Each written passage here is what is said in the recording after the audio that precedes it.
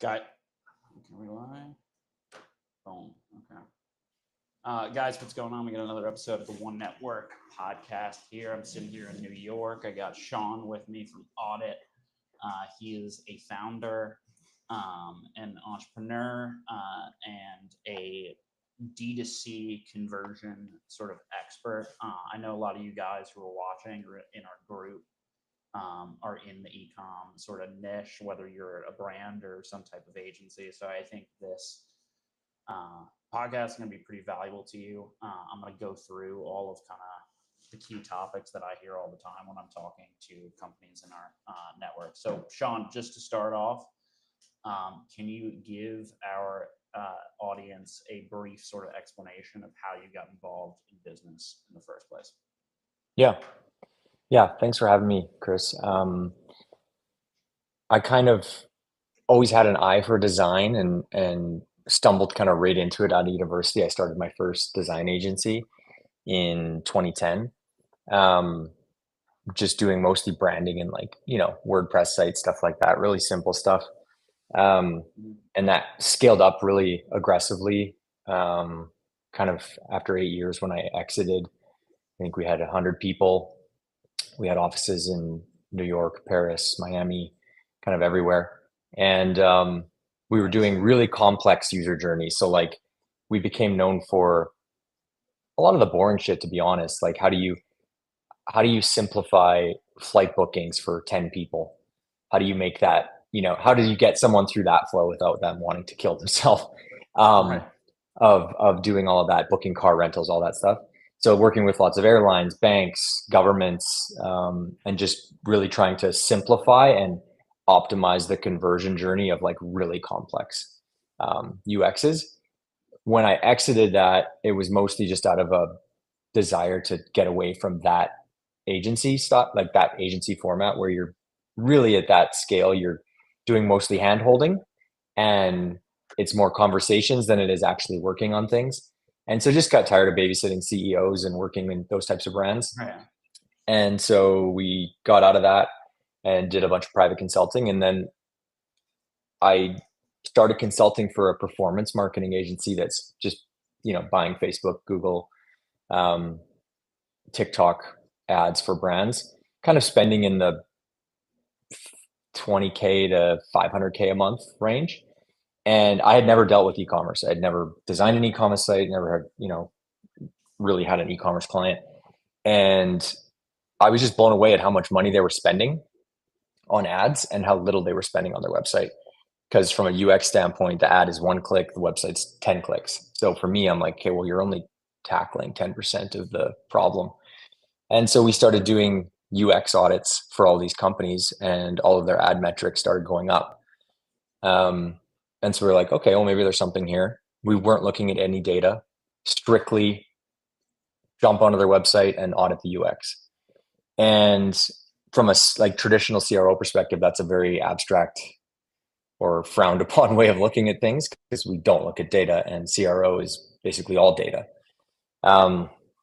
So we spun it off as a brand and literally launched it, named it, branded it, built the website in a weekend, launched it, and just sold audit reports. So that's what we do.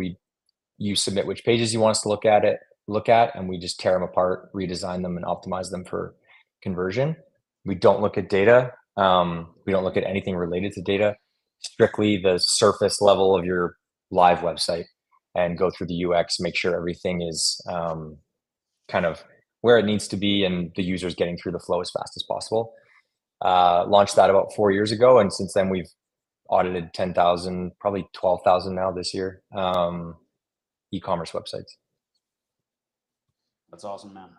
So I guess let's just go back a little bit to the start. We have a lot of people who are like on their first business. Maybe they're like a year or so in. What would you say with your first company, the one that you exited? What were some of like the main factors in allowing you to get to the point where you were able to exit?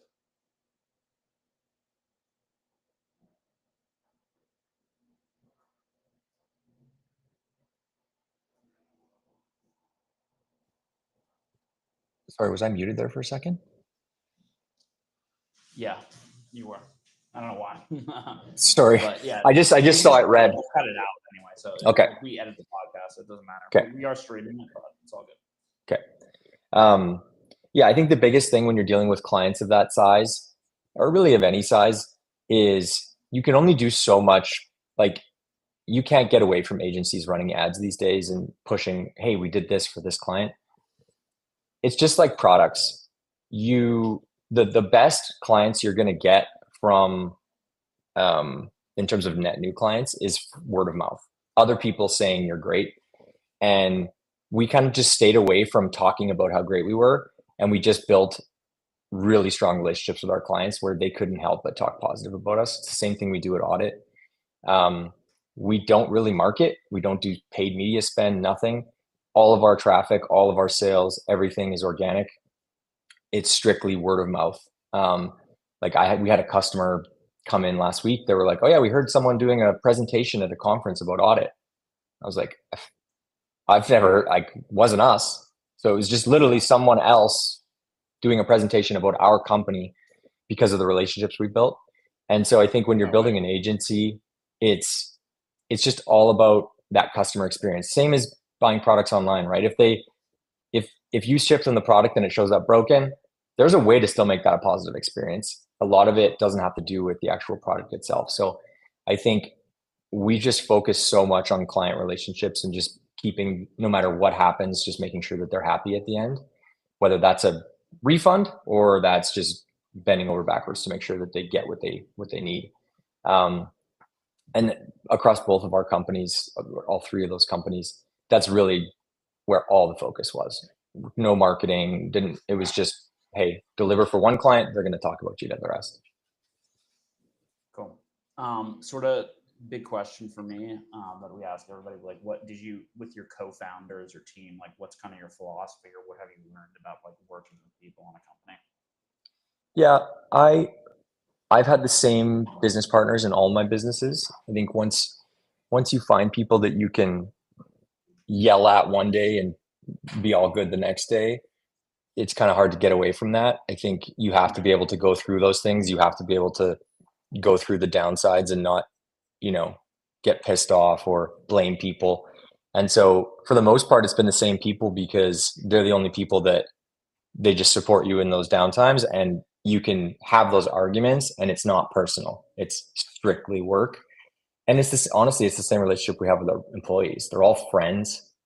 They're all, we get along with everyone, but when it comes down to like the work shit, I'm just going to tell you right to your face, the work is shit, fix it or you're done. And it's the same with my business partners, it's the same with anything. If you're not doing your job, I'm just going to buy your shares.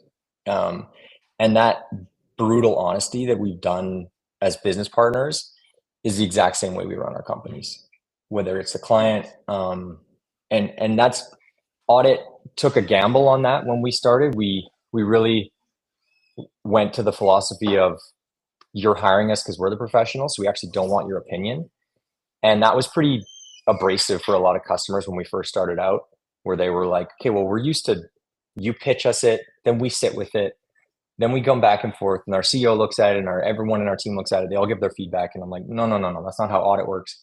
You're hiring us because we're the best, or we're one of the best. And if you don't agree with that, then don't spend the money. But we're showing you what's going to convert best. Take it or leave it.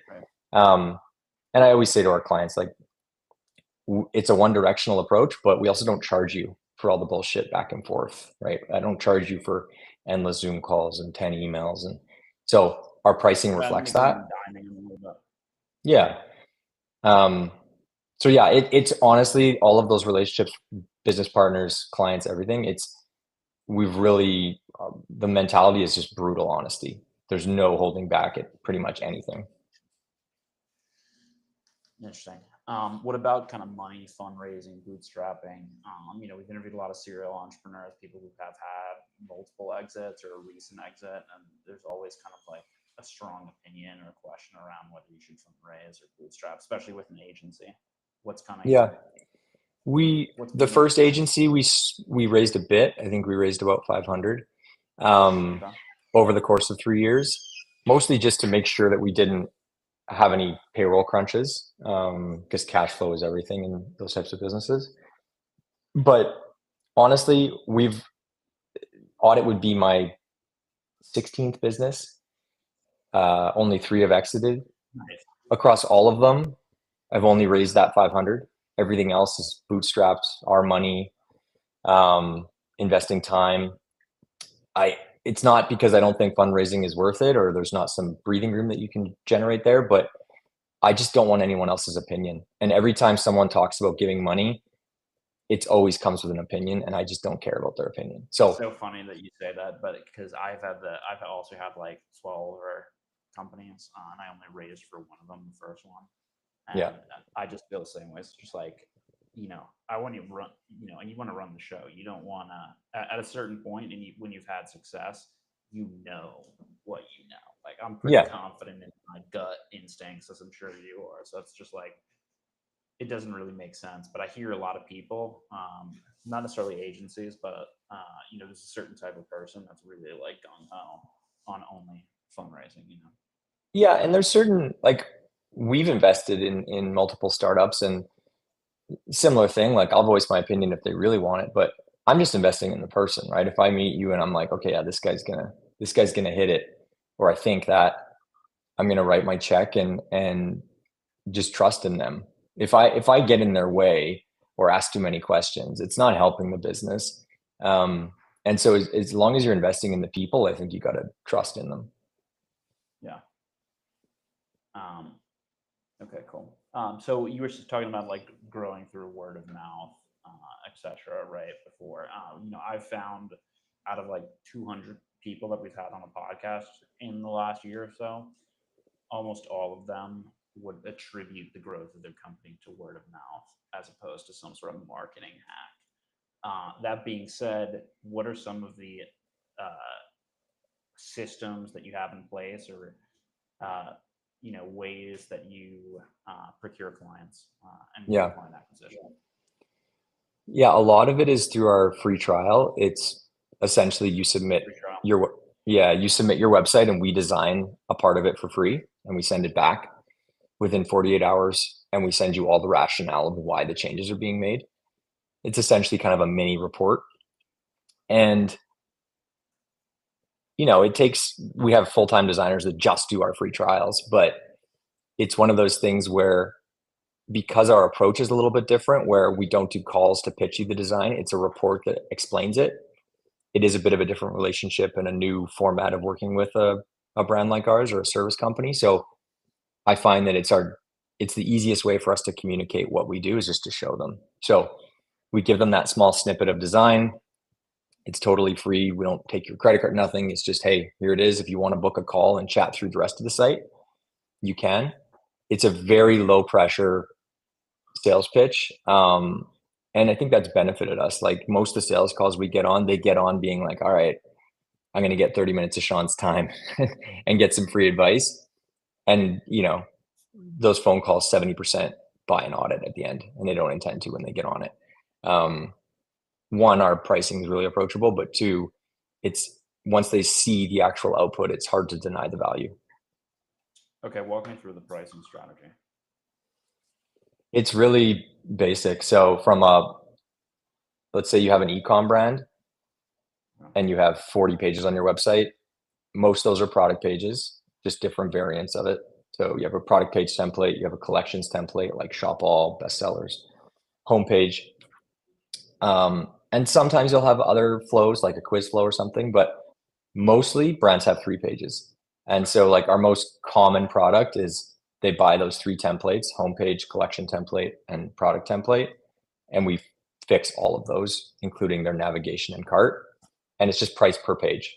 So you pay $17.50 per page. We redesign them, optimize them for conversion, send you back all the Figmas, and then 50 to 100 page report explaining it all. That's kind of what we're most known for. We have a ton of larger clients that hire us for similar engagement, but no report. It's more of we're redesigning a brand new site for a new brand they're launching. Not to interrupt you, but one question that I have. So, having the last agency that I did for 6 years, right? And I have some systems and stuff that we built out for that apply to the new business. How long did it take you to come up with that sort of ideal system of like what the deliverables are going to be, the timeline, the whole thing with Figma? Like Mhm. at what point did you come up with that, or how did you like A/B test and figure that out? So honestly, we Like didn't just from do an any. agency management perspective, Yeah. as opposed to helping the clients, like just from you building the agency. That's what I'm looking at. Yeah, it was really not probably not something I would advise other people to do, but we essentially started selling them and we had never done a report. We knew it was going to be a report because the whole point of Oddit was not to have this home run agency. That it was like, we know the revenue we want to get to be comfortable. We know how many clients we need to do that. And we know we don't want to talk to them. That was the number one thing when starting the business. It wasn't, let's chase this revenue, let's sell this many. It was, whatever we do, we don't want to talk to the client. We were all jaded from the agencies of sitting on the phone for 8 hours a day and pitch meetings or explaining design or whatever. And that was, luckily we're in a position, we had just sold a company. So it wasn't like we need the revenue today. We could be patient. Right. And so we sold it as a report on the site. And then I did not design the first report until we sold one. Since So then, this was. Oh, keep going. Sorry. Yeah. no, yeah, I was just going to say, since then, that report has changed only aesthetically because we updated our branding. But outside that, it has not changed one bit. It's the same cover, it's the same content, everything. It's all the same formatting, just different branding. Nice. Cool. So walk me through so I also sold my company. I'm curious kind of like what your thinking was around the exit, and then, like how that has channeled into the new company. Like, do you see it as a continuation of what you were doing before? Or how did your thinking sort of evolve? I think it wasn't an actual like meeting where we all sat down and made our pros cons type thing, but we all had our, here's what we're good at, and here's what, not what we're bad at, but what we don't like. And what we're good at is analyzing stuff and explaining it really simply. That was the key thing, right? You could pull up our website right now. I'll tell you exactly what's wrong with it without thinking. It's just, we've done so many and I've looked at so many and I've worked on so many that it's just, Sixth sense. it's just, yeah, it's just, I just can do it. And so that was, from our team standpoint, that was kind of our superpower, is how fast we could do it and how effective it could be. What we didn't like was client relationships. So the report was not like, oh, I think this is best for the client. It was completely selfish. The report was our replacement of a call, right? Instead of me having a call with the marketing manager and then I pitch it to them, they pitch it to the CEO talks to his team, and 6 calls later, what I explained to the first person is diluted and completely not what I said. The report just gets shared around and everyone hears exactly our rationale for every design decision. It becomes very hard for the client to say, I don't agree with that, because it's all laid out crystal clear. We did this because data says this. We did this because, this is what this exact client, here's what happened. And so everything's explained in a way where it's really hard to argue with it. And so making it into a report was really selfish on our end to just say, I think this is the only way we can get away with doing design work that we're good at without having to deal with a ton of client relationships. Got it. So I guess the question I was going to ask you before was, so, like, did you think at any point in building both of these companies that you were going to focus specifically on one niche? And like, how much did like niching down kind of affect or influence the course of events? Yeah, it definitely, we fell into the D2C niche just simply because the marketing company we had invested in, that's all they did. But I think it worked out really well because the fact that all of our leads are organic, it allowed us to use Twitter, and Twitter in terms of e-com is just such a huge space. That's where everyone hangs out, whether it's an agency or a brand. And so it was really accessible. We had a lot of initial clients like Nick Sharma and people like that who had a loud voice on Twitter. And so that they were constantly talking about it, and it just helped us drum up that initial buzz. that pushed more and more leads. And so I think that helped us a lot. Now that we have a presence and a brand, we do work for tons of brands that aren't direct to consumer. We work with SaaS companies, Triple Whale, Fairmat, tons of different SaaS products, airlines, cruise lines. We essentially audit anything. You could send me your Tinder profile, I'll audit it. There's really nothing we won't. Take you up on that. There's really nothing that, from a digital experience standpoint, we won't audit. We audit lots of back ends of SaaS products, of just like how do we make it easier for users to use once they're signed up, right? Not just a marketing site. And so it's kind of taken on a much broader scope in terms of what we'll audit. Our website and how we market is still very commerce focused, but we get tons of different companies come for the reports. Nice. What's been one of the biggest challenges? We started out where one person did the analysis, the design, the report, writing the report, sending the report. As we've scaled, that was not possible. So really just setting up really efficient kind of assembly line, essentially, of like, there's a team that does just setup and research. There's a team that just marks up the design file. There's a team that just does the design and follows orders. There's a team that reviews it. There's a team that writes the report. There's a team that sends the report. And so creating that assembly line was probably the hardest part. And then just finding designers that bought into the system, right? Like, as a designer myself, the part of the job that jaded me most over the last decade was having clients just constantly give negative feedback. And so it's quite a nice selling feature when we're hiring people to say, hey, you never have to hear a client's feedback ever. You just get to go do your work, and I'm gonna critique it probably, but you get to just do your best work, and you don't really have to listen to all the bullshit that you're used to dealing with in an agency. So from a job standpoint, we have very little turnover, because the team just likes to just put their head down and work, and they don't have to deal with the client side of it. So yeah, scaling, making sure that as we scale, that those reports still came out at the same quality as we changed from one-to-one to an assembly line. But outside that, it's been fairly, knock on wood, a fairly clean, I guess, rise in revenue and scale as we went. We're very very much the people that scale from kind of that 0 to 20 million range. Sure. I'm not really great at managing that. We hit that 100-person mark at the last company, and it was like too much. And so we're in that conversation again of like, okay, audits at a certain point, we've got this many people, it's kind of starting to be less fun, more of a burden. What's the next step, right? Who's the best buyer for this? How do we spin it up, and what's kind of the next stage? So we are in early conversations around what does that look like. And yeah, just in general, I think like most serial entrepreneurs, you get bored fast, right? I'm not the guy that's like building my legacy company for my son to take over. It's like 2-3 years, and I'm like, okay, what's next? Yeah, no, I agree. So what are your like sort of midterm, long-term goals? Like, how do you look at your business trajectory now?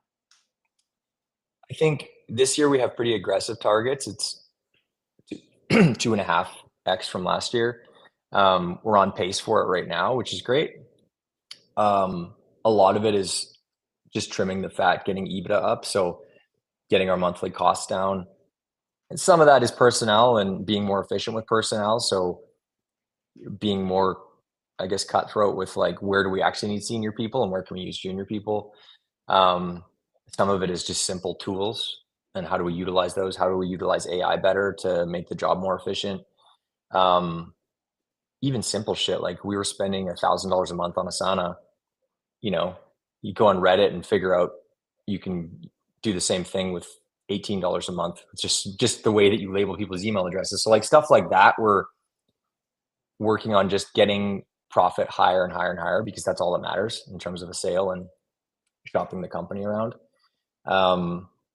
And then just dialing things in. You've been through an exit, so you know this, but like that due diligence process is hell on earth. So having done that twice, we know that all the numbers, that data room that they expect you to have that looks like a team of accountants made it, you got, if you can get ahead of that and dial in everything that you're tracking and presenting, the sooner the better, instead of having to do it all at once. So a lot of our time as founders is just invested in dialing that in. So when they ask for it, it doesn't look like a total disaster.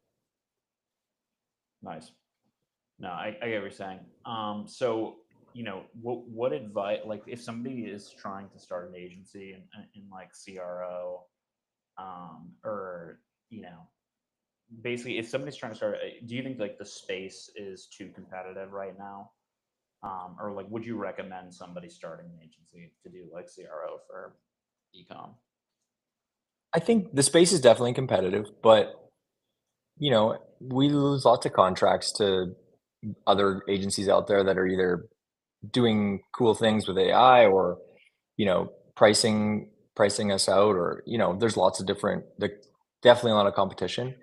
I would say if you're starting a new one, I think the next round of successful agencies is not AI tools. It's agencies that help clients utilize AI tools better. I think there's probably a 5-year opening right now where the most profitable agencies will be the ones that just teach. Double They're down just, on it. Yeah. yeah, they're not building an AI tool, but they're helping their customers utilize AI tools. I think there's a massive consulting gap on that. There's lots popping up that do that, but I think that's the biggest gap right now is all these brands know that they can utilize AI better. They just don't know where to start. And so if you can consult on whether it's CRO or any part of their business and how to better utilize AI, I think there's a good opening right now for companies to pop up like that. We've dealt with a few that actually helped us in a similar way, like helping us consult on how can Audit better use AI, and they're just taking off. As long as you have kind of systems in place and you have the right people, I think it's a no brainer for a lot of brands right now to say, hey, you're spending 10K on this, you could spend 10K with us, and we're going to save you that entire 10K and help you scale. It's a really good value prop for a lot of agencies popping up. No. Cool. So I guess just, even outside of the company, like from the whole sort of journey of building these companies up, what has been one lesson that you've learned that you completely didn't expect or completely surprised you, like you wouldn't have seen it coming? Yeah, I think because all my acquisitions have been service companies, I think naively when the first one was being sold, I had never been through the process, and I really thought it was about selling the brand and selling the company. And really, at the end of the day, you're just selling. It's an acqui-hire, right? They're buying your people, they're buying your talent, they're buying your systems. And so, in the one that we just sold last year, and then with Audit, we've really focused on what are the, outlining those systems really clearly, really having a clear roadmap of growth for people. And because Right. in those first two, after they're acquired, you're not going to have a great track record if after they're acquired, they just go to shit. And so you have to create a culture and you have to create an environment where people want to stay in that type of scenario. And I think that's where our blatant honesty has paid off. All of our team knows what's happening at any given time. And things like an acquisition or a transition are not a huge surprise. And so you don't get this mass exodus on an exit. And so I think just having that mindset when you're building, I think is important. And again, it's only important if you plan to sell. We always, from day one, when we start the company, that's the mindset is, okay, we're going to sell in 3 years. And so we build with that in mind. And that's why that brutal honesty can pay off. It makes things harder to manage day to day, but in the end, if you want to sell it, you're selling the people. And so if your people are all going to leave the day the ink is, dry, then you're doing yourself a disservice. Because then what the hell happens when I start my next company and they say, oh, well, what happened to those ones after you sold them? And they all don't exist. It's not a great reputation to have. So I think just if you're, long story short, if your plan is to sell, get in that mindset sooner rather than later in terms of what would the buyer want, right? Do they want a dialed in team, or do they want a culture that's attached to one person? If that person leaves, you're screwed. Yeah. Well, I mean, that brings me to another question, which is one of the biggest issues for me with both my agencies has been hiring. I hired initially basically like all sort of like W-2 full-time people in New York and Miami, like in office. Like Yeah. you're in Canada, obviously. How do you outsource certain positions? Like, how do you approach like staffing and all that type of stuff? So all of our senior designers are North American or in London. We have some in UK. Junior positions, we've gotten really good at assessing and hiring overseas talent. So we do have a large overseas team. We've gotten so good at it that we actually launched a new business to help brands hire junior designers overseas. And so it's in the initial stages right now. We have 3 or 4 clients. It's not live, but just from our network, we're working through the initial phases of that. But yeah, that's been our biggest unlock of profit, is just finding better ways to hire cost-effective talent, but train them in a way that you can't tell the difference when the output comes. That's what a lot of agencies struggle with, especially on the design side. So I think unlocking that is, it tripled our EBITDA over the course of 2 years.